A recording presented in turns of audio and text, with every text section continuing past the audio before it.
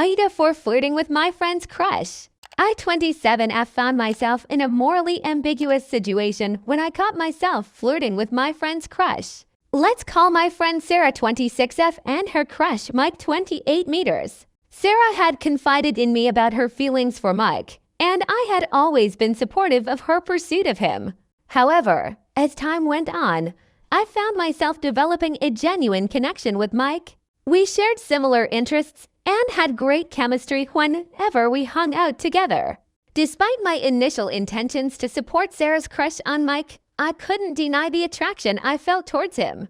One evening, while hanging out with Mike and a group of friends, I found myself flirting with him without even realizing it. Our conversation flowed effortlessly, and there was a palpable tension between us that I couldn't ignore.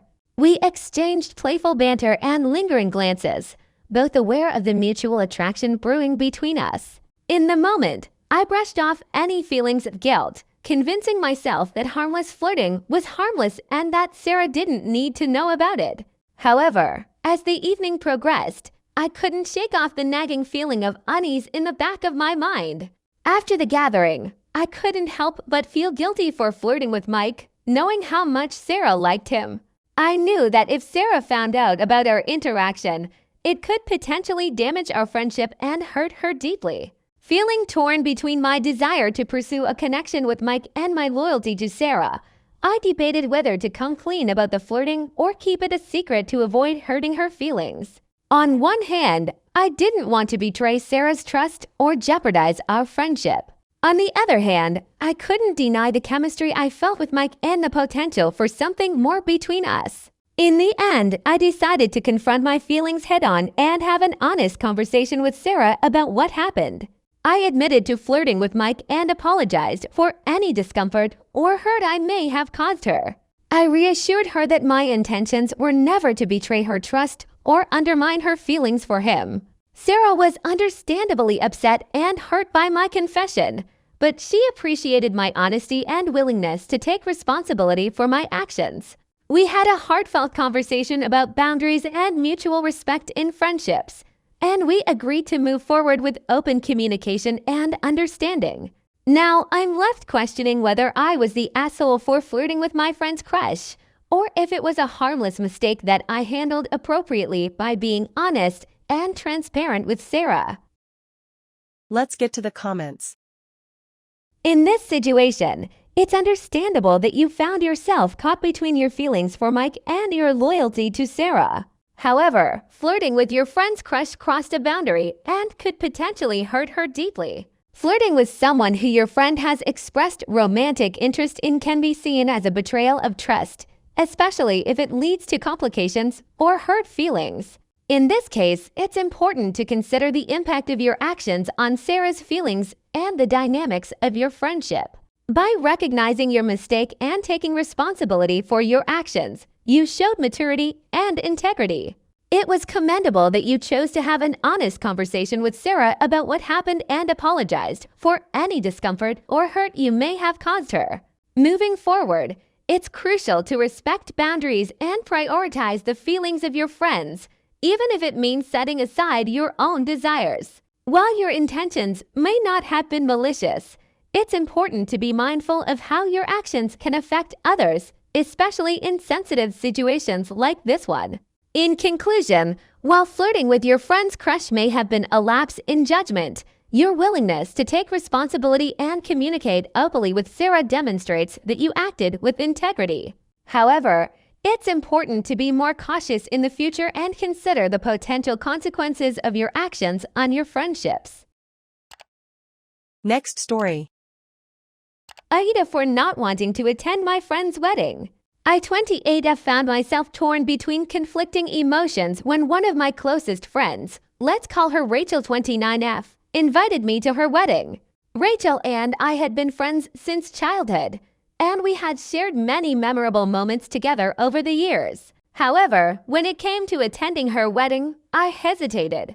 Rachel had recently announced her engagement to her long-term partner, and she was overjoyed to be planning her dream wedding. She sent out formal invitations to all her friends and family, complete with details about the venue, date, and dress code. However, As the wedding day approached, I couldn't shake off the feeling of dread and discomfort. The truth was, I had been harboring feelings for Rachel for quite some time. I had never acted on these feelings or confessed them to her, fearing that it would jeopardize our friendship. However, seeing her marry someone else felt like a dagger to my heart, and I knew that attending the wedding would only intensify the pain.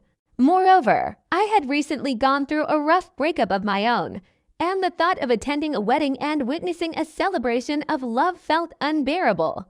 I was still trying to heal from the heartbreak and move on with my life, and attending Rachel's wedding felt like reopening old wounds. When Rachel asked if I would be attending her wedding, I hesitated and expressed my concerns about attending. I tried to explain that while I was happy for her and wished her all the best, I didn't feel emotionally prepared to witness her marriage to someone else. I didn't want to dampen her special day with my own unresolved feelings and emotional baggage.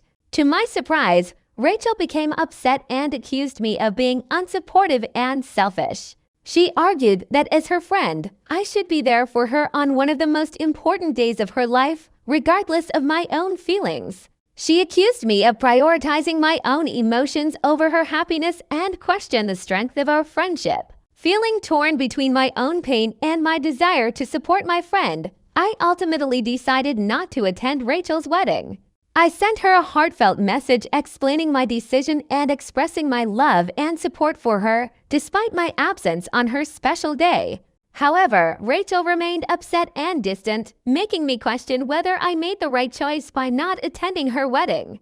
AITA for not wanting to attend my friend's wedding, or was it justified given my own emotional struggles and feelings for her? Let's get to the comments. In this situation, it's understandable that you're experiencing conflicting emotions. On one hand, you want to support your friend on her special day, but on the other hand, you're dealing with your own emotional struggles and feelings for her. Ultimately, your decision not to attend Rachel's wedding was a difficult one, but it was made out of consideration for both your friend and yourself. You were honest with Rachel about your reasons for not attending, expressing your happiness for her while also acknowledging your own emotional limitations.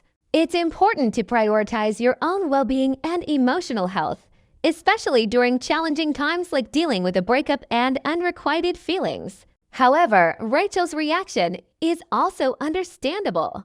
Weddings are significant milestones in people's lives, and she may have felt hurt by your decision not to attend. It's possible that she interpreted your absence as a lack of support or commitment to your friendship. In the end, it's a complex situation with no clear right or wrong answer. It's important to communicate openly with Rachel and reassure her of your friendship and support, even if you couldn't attend her wedding. It's also essential to take care of yourself and prioritize your own emotional needs. Ultimately, whether or not you're the asshole depends on how you handled the situation and how you continue to support your friend moving forward.